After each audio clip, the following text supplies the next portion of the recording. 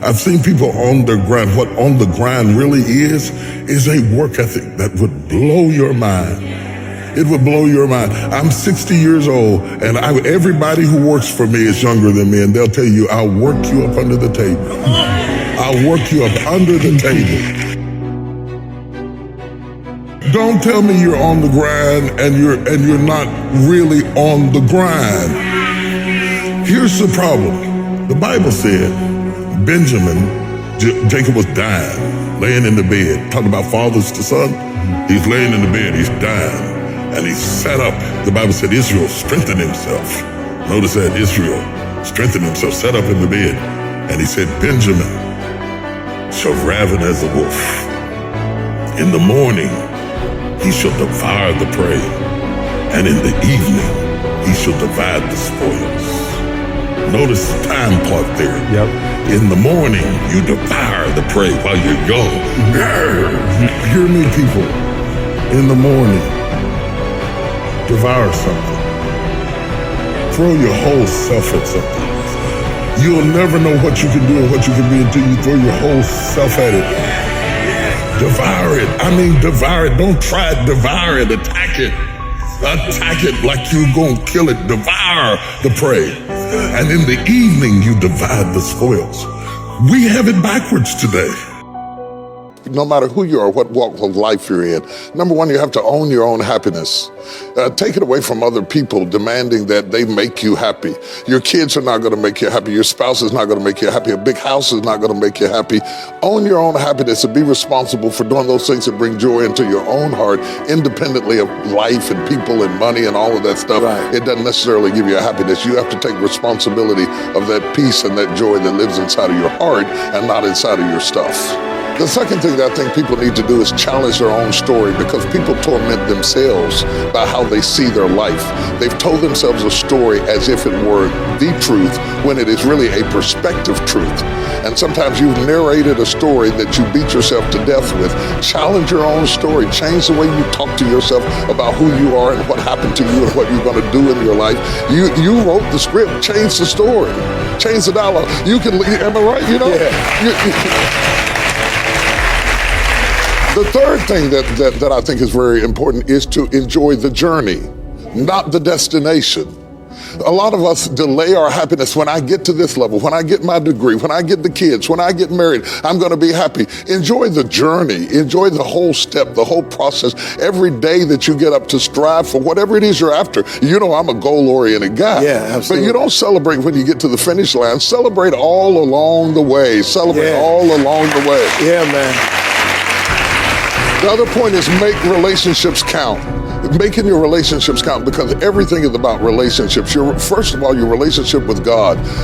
That's a very important thing to have, because as long as you know that there's somebody in charge, you don't have to bear the brunt of the responsibility and the weight of what's going on in your life. Yeah. You can talk to the boss. And then the relationship with your kids, the relationship with your spouse, the relationship with your friends, taking time to enjoy the relationships, because there is no fruit. Nature teaches us that there is no fruit without relationships.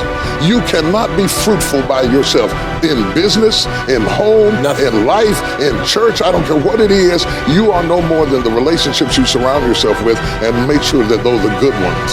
The fifth thing that I really ascribe to is balance work with play. You can't do all of either one and be successful. And to those whom much is given, much is required. And if you work really hard, you're a really diligent person, make sure that you do some play to balance your life out. If you play real hard but you don't work very much, you're going to be fun, but you're going to be hungry. You got to balance work with play. You have to balance that with your children. If you're always a disciplinarian, your daddy going to get you when you get home. I don't want to always be the police in the house. Yeah. I want to be the fun guy sometimes. Balancing work with play calls this not only for you to be holistic, but for people to get a better perspective of who you are. I get on my Instagram and I put crazy stuff. My kids die. Just yesterday, I put me sweating in the gym, saying they said it's going to be fun, but it hadn't gotten fun yet. You know, You know, to let people know that everything is not serious every day. That's too much pressure. We've got way too much pressure on us to be the people we were created to be. If you're going to soar, you have to break a law to soar. The law is the law of gravity. The Wright brothers had to figure this out. that every time they tried to go up, Isaac Newton was right. Something kept pulling them down. There are people in this room that every time they go after their dream, something keeps pulling them down. They want to open up a not-for-profit. They want to open up a healthcare. They want to open up a home for unwed mothers. There's some lovely, good things. It's not about being rich. It's about purpose that they're trying to do, but every time they try to do it, that something keeps pulling them down. There is a law that always wants to pull you down to where you came from. Yeah. You came from the dirt, and where you came from will always call you back. You have to escape the gravitational pull of where you came from. And in order to do that, you have to break through into a higher law. The higher law is the law of aerodynamics. But you have to break into it. And what I need the force for, the reason I need the runway to get my engines ramped up is because when I come up against it, and this is where young people make a mistake, they underestimate the pull to fall backwards. They saw planes take off and they said, I can do that, but they underestimate how much force it takes to break through the gravitational pull that brings you back down. So when they fall back down, they give up on themselves and they stop believing in themselves. Whereas if you would just go faster at it and go harder at it, you would break through the law of gravity. When I say tougher, your resilience and your resistance to the irrelevance of things that have nothing to do with your destiny are satanic distractions to move you away from where God has placed you. And you can't be, when I do a pastor's conference and I just do Q&A, because I like to do Q&A because I like to talk to you, and they start asking me questions and stuff, generally somewhere along the night somebody's going to come and tell me about church building, somebody who's saying something about somebody who heard like that. But when I'm talking to CEOs, incredibly successful people, when I'm talking to presidents and kings from around the world, I've sat across from and talked to them. When I get a chance to be in the room with executives, corporate executives, and stars whose name, if I would list in here, everybody would know them. They're never talking about what people said because they have developed the toughness that is necessary to survive. Can I say one more thing real quick? You can say a lot of more things. I took my son up to the Rock of Gibraltar.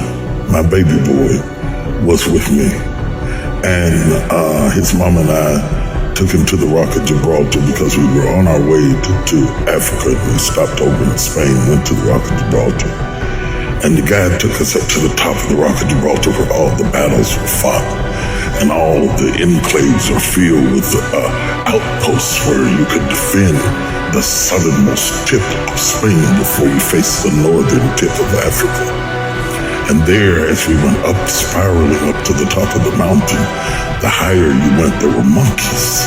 And they were jumping all over the cars and everything. And the guide said to us, he said, you know, in certain seasons, it gets so cold up here that when the monkeys first migrated up here in the winter, their tails would freeze off.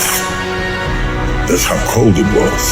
He said, but eventually, when they started birthing their babies, they were born without tails because they had adapted to their environment.